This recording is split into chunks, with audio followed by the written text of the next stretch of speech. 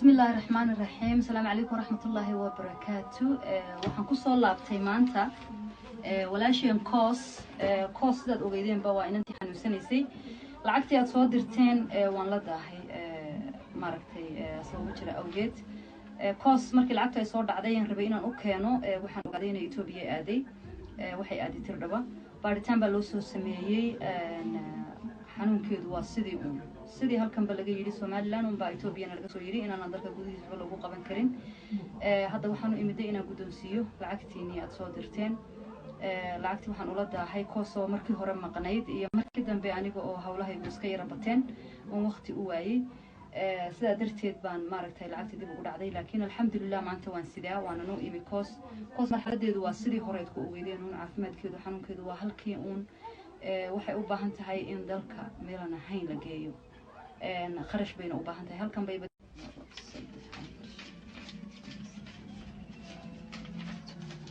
waxa weeyaan $1,000 iyo $100 lacagta kontonka waa la joojiyay gabadh baa ii soo dirtay $50 gabadhna waxay soo dirtay $100 $1,000na waxa la iga soo diray Norway marka $50 baan waxaan kuugu diri doonaa saad hadaad leedahay amba hablaha haday saad leeyihiin waayo Soomaaliland hadda $50 way joojiyeen oo $50 oo go'aan ma hayo marka tirso horta waxaad ka tirsataa $1,000 iyo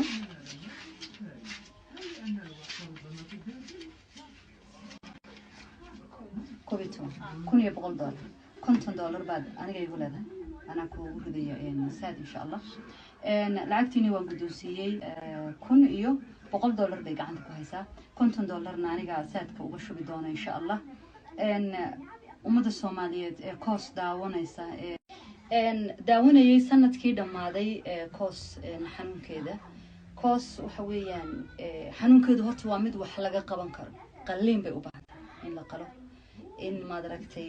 caloosheedii oo dhammaystiran bay haysataa calooshu ma maqana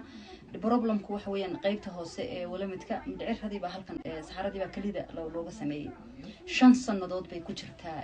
dhibkaasi ay ku jirtaa dadka muxsiniinta ee Soomaalida ah ee dadka waxtar ah ee walaalaheena qofkii dibad jooga ee fiisa u xireen kara qofkii si uun u saacidi kara gabadhaas waxay u baahan tahay inaad saacidaan wax badan baan inta hawsheeda idin keenay $1,000 oo soo dirtaan iyo $2,000 oo soo dirtaan medicationkeedaba ma dheera walow hadda lacagtii ayaanta hore anigu aad u soo dirteen aan u keenay ay noqotay lacag ay ku taraafasho Itoobiya ku tagto oo lagu soo baaro oo caafimaadkeeda kii halkan iyo ka maaragtay halkan ay midoobeen oo ina maanta islahayn dad xataa Itoobiya tagto waxba lagu tari lahaa oo ogtahay in maaragtay ana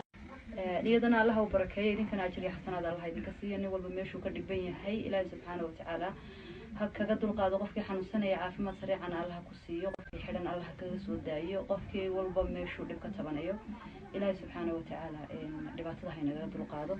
iyadana caafimaadkeeda Ilaahay u soo celiyo inagana marxaladeedaas oo kale Ilaahay nama bado marka wiilal iyo gabdhaba walaalahayga Soomaaliyeed ee dadka soo caawiya especially kuwa hay'adaha leh inantaasi waxaan ku codsanayaa inaad caawisaan haddii waxba looga qaban waayay Itoobiya waxba laga qaban kari waayay dhibaatadeedu halkan ma joogtaa ilaa dibadda la geeyana hawsheedu ma hagaagayso marka qalliinka ay runba u baahan tahay waxaan rajaynayaa in arrinteedani ay fixable tahay oo la daweyn karo marka بليز أصول دلالة أجري حسنا الله يكسيه أدبان الدين سلام يا دمانتين السلام عليكم ورحمة الله وبركاته أنا كسول لابتي وحن دوني أنا ندين شو أنا كهوت واحد سودو بحد يدي وسودو وان بحي أنا قسويك إن شاء الله أنا قلعك هي قصو حاجينينا قفكي دوني إنه إن تاسي عاويو halka waxaan ku soo qorayaa telefoon numberkeeda iyo magaceedu saddexan iyada u soo dira iyada ku soo hagaajiya aniga hadda lacag soo dirtaan uma soo qaadi karo waayo waan soo dhoofiyaa saas ula socda insha Allah inaan anigu dadka sii joogin hargeysa hadda bari baan ka tagayaa marka wadhoofkayga baa soo dhawo saasan ku baxaya marka please iyada u soo hagaajiya hargeysa degan tahay telefoon numberkeeda iyo magaceedu saddexan halka soo qorayaa assalaamu calaykum